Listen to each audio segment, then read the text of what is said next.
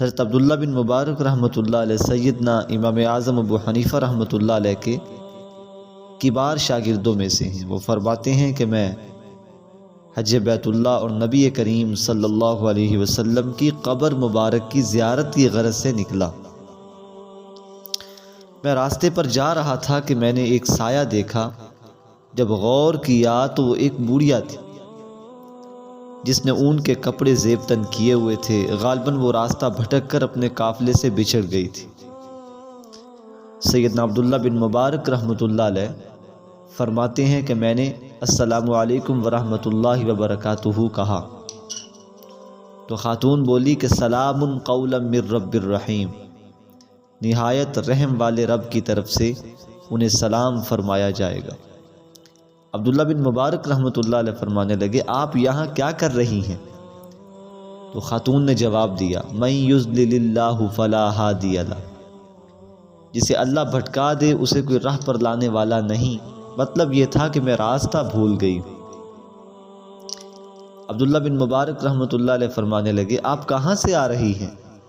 خاتون کہنے لگی سبحان الذی اسری بعبدہ لیلا من المسجد الحرام الی المسجد الاقصی، کہ پاک ہے وہ ذات جس نے راتوں رات اپنے بندے کو مسجد حرام سے مسجد اقصی تک سیر کروائی تھی۔ مراد یہ تھی کہ میں مسجد اقصی سے آ رہی ہوں۔ عبداللہ بن مبارک پھر کہنے لگے آپ یہاں کب سے ہیں؟ تو خاتون نے کہا ثلاث لیال سویہ، یعنی 3 راتیں متواتر۔ عبداللہ بن مبارک رحمۃ اللہ علیہ کہنے لگے آپ کے کھانے کا کیا انتظام ہے؟ خاتون بولی والذی هو یطعمنی ویسقین، اللہ تعالیٰ وہ ذات ہے جو مجھے کھلاتا بھی ہے پلاتا بھی ہے۔ عبداللہ بن مبارک فرمانے لگے کیا وضو کا پانی موجود ہے؟ خاتون بولی فلم تجدوا ماء فتیمموا صعیدا طیبا، کہ اگر تم پانی نہ پاؤ تو پاک مٹی سے تیمم کرو۔ عبداللہ بن مبارک رحمۃ اللہ علیہ کہنے لگے یہ کھانا حاضر ہے، کھا لیجئے۔ خاتون کہنے لگی اتم الصیام الی اللیل، روزے رات کے آغاز تک پورے کرو۔ مراد یہ تھا کہ میں روزے سے ہوں الحمدللہ۔ عبداللہ بن مبارک رحمۃ اللہ علیہ پھر کہنے لگے یہ رمضان کا مہینہ تو نہیں ہے؟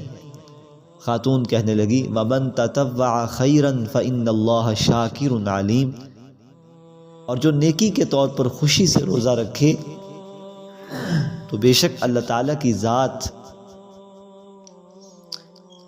کی ذات جو ہے وہ شاکر اور علیم ہے، یعنی میں نے نفلی روزہ رکھا ہے۔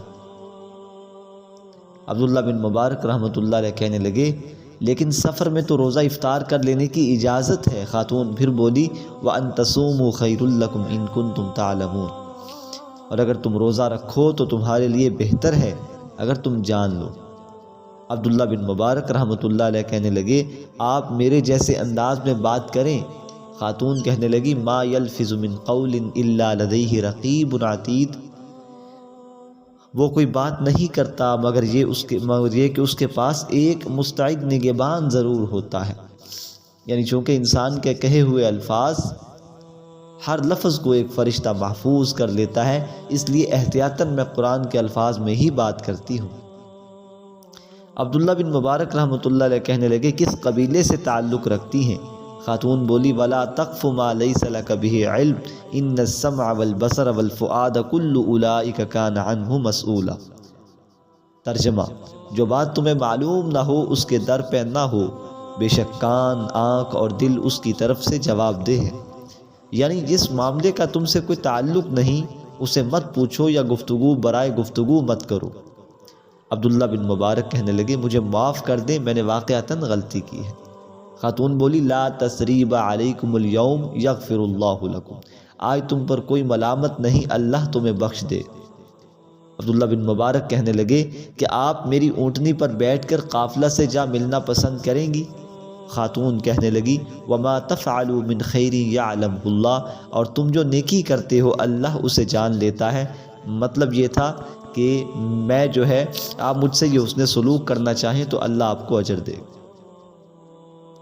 عبداللہ بن مبارک فرماتے ہیں کہ میں نے اپنی اونٹنی بٹھا دی تاکہ وہ خاتون اس پر سوار ہو جائے، تو خاتون نے کہا قل للمؤمنین یغضوا من ابصارہم، اور اہل ایمان سے کہہ دیجئے کہ وہ اپنی نگاہیں نیچی رکھیں۔ عبداللہ بن مبارک رحمۃ اللہ علیہ فرماتے ہیں میں نے اپنی آنکھیں پھیر لیں اور عورت سے کہا کہ وہ سوار ہو جائے۔ جب وہ عورت سوار ہونے لگی تو اونٹنی بدک اٹھی۔ خاتون نے کہا وما اصابکم من مصیبت فبما کسبت ایدیکم، تمہیں جو مصیبت پہنچتی ہے وہ تمہارے اپنے ہی ہاتھوں کی کمائی ہے۔ عبداللہ بن مبارک فرماتے ہیں کہ بڑھیا نے عبداللہ بن مبارک کو گویا کہ امداد کے لیے کہا، جسے وہ بخوبی سمجھ گئے کہ وہ اونٹنی کو کنٹرول کریں تاکہ وہ خاتون آسانی سے اس پر سوار ہو جائے۔ عبداللہ بن مبارک کہنے لگے تو آپ صبر کریں تاکہ میں اونٹنی کا گھٹنا باندھوں۔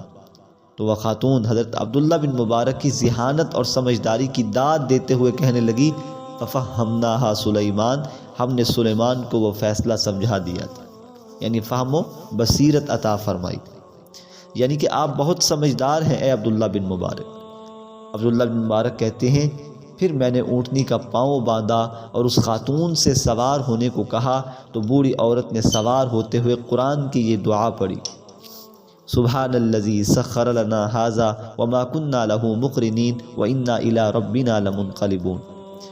عبداللہ بن مبارک نے کہا کہ میں نے اونٹنی کی مہار پکڑی اور تیزی سے چلنے لگا اور سیٹی جو اونٹ کو چلانے کے لیے بجائی جاتی ہے بجانے لگا۔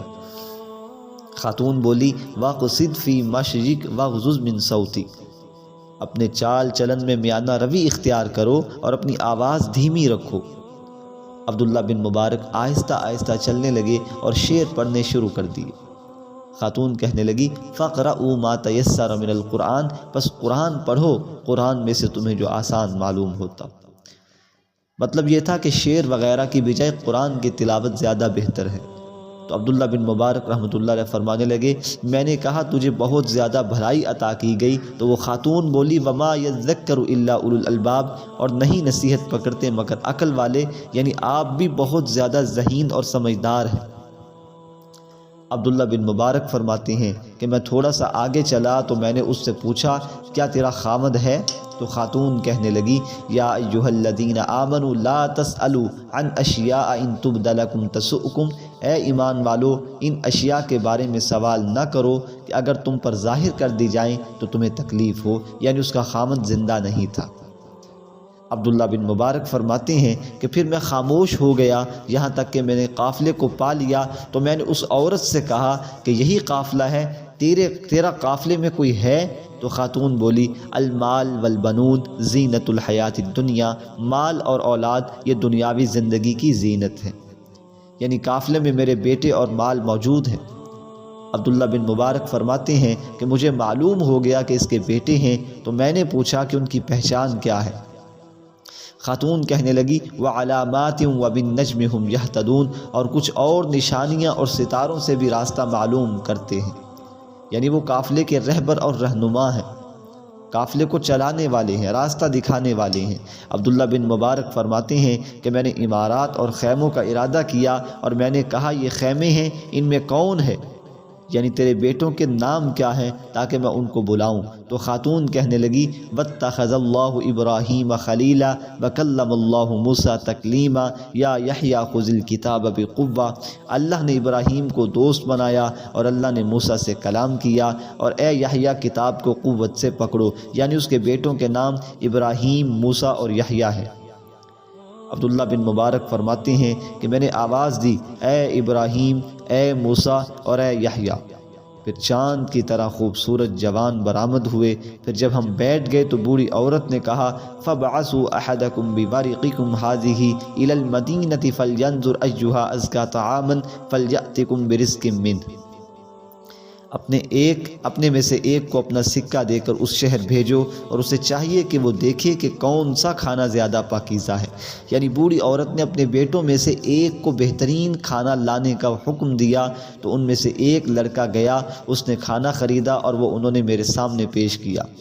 خاتون کہنے لگی کلوا واشربوا ہنیئا بما اسلفتم فی الایام الخالیہ، ہنسی خوشی کھاؤ اس کے کام کے بدلے میں جو تم نے گزشتہ ایام میں کیا، یعنی اس نے شکریہ ادا کرتے ہوئے ان کی مہمان نوازی کی۔ تو عبداللہ بن مبارک نے اس بوڑھی عورت کے لڑکوں سے کہا کہ مجھ پر تمہارا کھانا اس وقت تک حرام ہے جب تک تم مجھے اپنے معاملے کی خبر نہ بتاؤ۔ تو اس بڑھیا کے لڑکوں نے بتایا کہ ہماری والدہ 40 سال سے قرآن کی زبان میں ہی گفتگو کرتی ہیں، اس خوف کی شدت کی وجہ سے کہ کہیں ان کے منہ سے کوئی غلط اور لغو بات نہ نکل جائے جس سے اللہ ناراض ہو جائے، پس پاک وہ ذات جو قادر ہے ہر چیز پر۔ عبداللہ بن مبارک رحمۃ اللہ علیہ فرماتے ہیں ذالک فضل اللہ یؤتیہ من یشاء واللہ ذو الفضل العظیم، اور یہ اللہ کا فضل ہے، وہ جس کو چاہے عطا فرماتا ہے، اور اللہ بہت فضل والا ہے۔ ایک خاتون کا قصہ جو ہر بات کا جواب قرآن کی آیت سے دیتی تھی آپ حضرات کے سامنے موجود ہے۔ ایسی شخصیات بھی اس دور کے اندر گزری ہیں زمانے کے اندر جن کو اللہ نے فقاہت کا وہ عالی شان مرتبہ عطا فرمایا کہ اپنی گفتگو پوری کی پوری قرآن پڑھ کر بیان فرمایا کرتی تھی۔